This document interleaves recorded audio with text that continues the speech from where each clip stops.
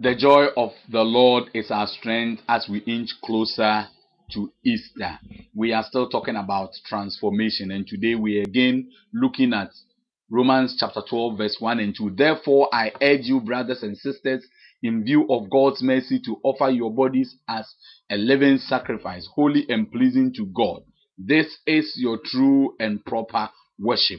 Do not conform to the patterns of this world, but be transformed by the renewing of your mind. Then you will be able to test and approve what God's will is, his good, pleasing, and perfect will. And today I explained in the last video that for us, Paul is telling us that for us to be able to set ourselves on the road of transformation, we need to be sacrificed. And the sacrifice, we need to sacrifice. Yes, we need to be sacrificed, and we need to sacrifice ourselves. And the sacrifice we are talking about is that form of burnt offering where the body of the animal is lifeless, and the body of the lifeless animal is burnt totally to ashes. Nothing is left for use. In other words, it is a lifeless control of our own instincts, of our own body, of our own will,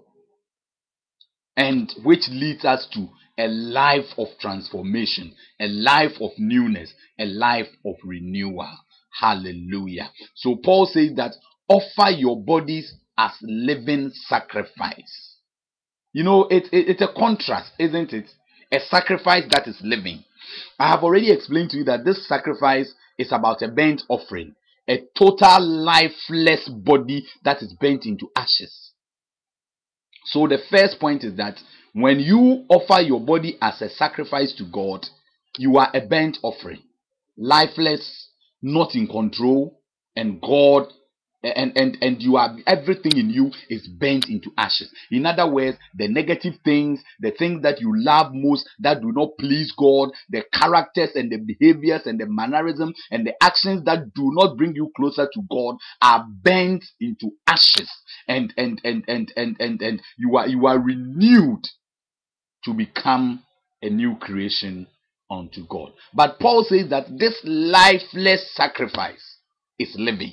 In other words, when we have allowed our bodies to be sacrificed, when we have been burnt and destroyed in our human nature, we rise up into a new life with Christ. So that sacrifice is living. In other words, Christ gives us a new life in our transformed bodies, and we begin to live to please God, and we are a transformed people, and we are able to live a life that will transform other people. You are sacrificed, but you are living, because he whom you have sacrificed yourself to, himself was sacrificed. He died on the cross, and after 3 days he resurrected. Hallelujah.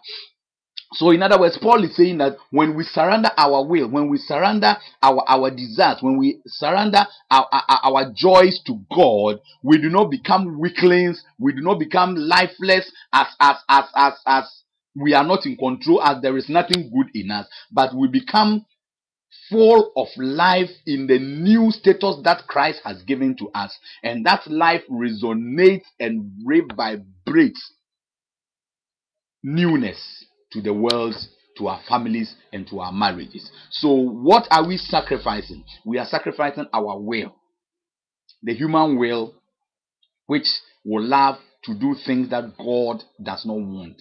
We sacrifice that human will. We sacrifice our desires.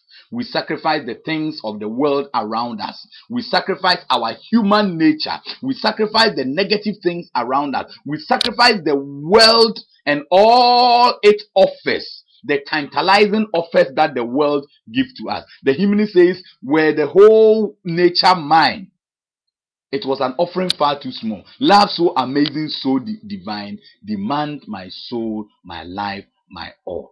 That is the sacrifice we are making. We are sacrificing the things that do not make our marriages work. We are sacrificing the things that do not cause us to progress financially. We are sacrificing the things that do not cause us to progress spiritually. We are sacrificing the things that do not cause us to have a joyful family relation with our children, with our spouses. We are sacrificing the things that do not make us available for the work of God. We are sacrificing our time. We are sacrificing our money. We are sacrificing our resources. We are sacrificing everything that we call ours, so that they will become Christ. And once they are for Christ, we are for Christ. And Christ gives us a new nature, in which, even though by that sacrifice we are no more in control of those things, he gives us the power to control those things to his glory. Hallelujah. So you become a living sacrifice. You are transformed. You are lifeless to sin.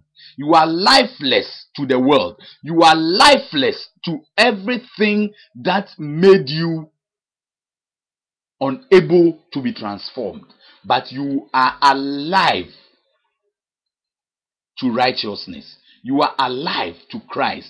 You are alive to goodness. You are alive to the favor of God in all that you do. And that is the transformation that we are talking about. He transforms you. He lifts you from the negativity to positivity. He lifts you from sin to righteousness. He lifts you to poverty from poverty to riches. He lifts you from sicknesses to health. He lifts you from tests to testimonies. He lifts you from trials to triumph. He lifts you from failure to success. And that is what Christ does for us. Let us sacrifice ourselves to his blood. The hymnist, once again, I've been quoting this hymn in different versions, but this hymn continues to say that, forbid it, Lord, that I should boast, save in the death of Christ my God. All the vain things that charm me most, I sacrifice them to his blood. So let us sacrifice all the vain things that charm us most, the vain things of this world. Let us sacrifice them to the blood of Christ. And then we will be alive to the things that are of Christ and to the things that are of the will of God. God richly bless you and speak to you another time.